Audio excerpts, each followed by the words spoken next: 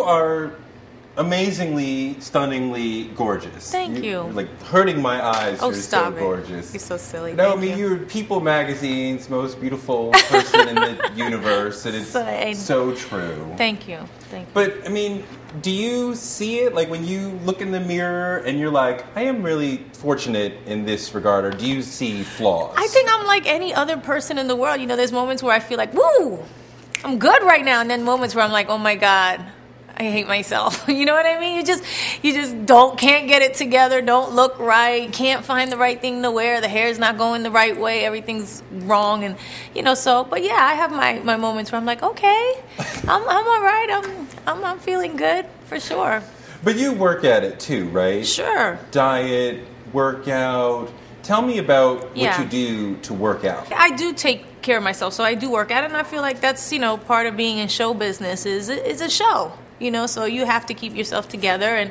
And for working out, I do different things over the years. For a long time, I worked out with a trainer named Gunnar Peterson, and we did kind of circuit training. And then I moved away from where he was, and now I'm do the Tracy Anderson method, which I like very much because it incorporates a lot of dancing and stuff like that. So, it just depends. I go with whatever's motivating me at the time because, like anybody else, working out is a chore.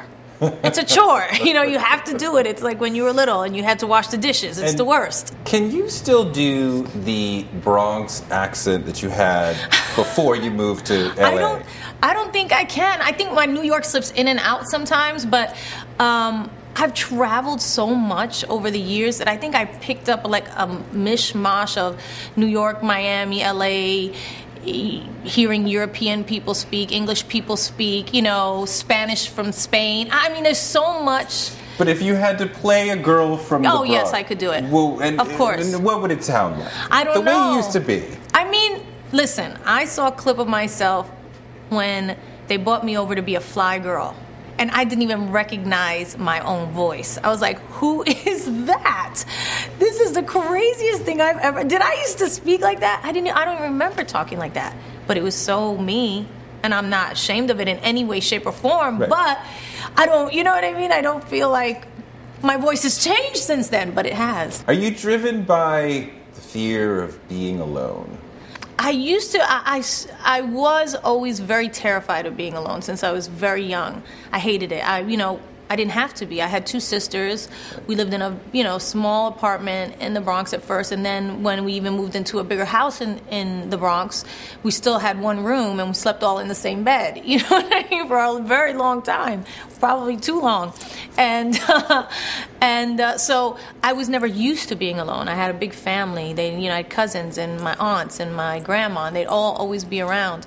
And so when I went off on my own, I realized how uncomfortable I was being alone. I had to learn how to do that, But so what was the fear? Because this is related to you wanting to be in show business and in the limelight, right?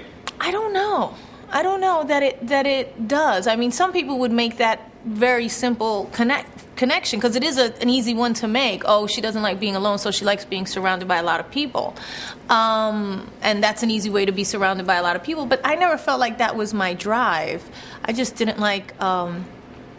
because you can be surrounded, as I know very well now in my life, you can be surrounded by people and still feel very alone. Yeah. It's funny because Randy and I were talking about that the other day. He's like, sometimes I'm surrounded by people and I still feel lonely. And I was like, I know what you mean. You do, because it creates a different type of isolation when you're the person who's doing in that position. It's a different thing, so... But you're surrounded by these people, but they don't know you. No. So they're not really with you. Yeah. So, it's different, But I have come to actually love being alone sometimes because it is such a commodity now in my life. It's just something I never get to do.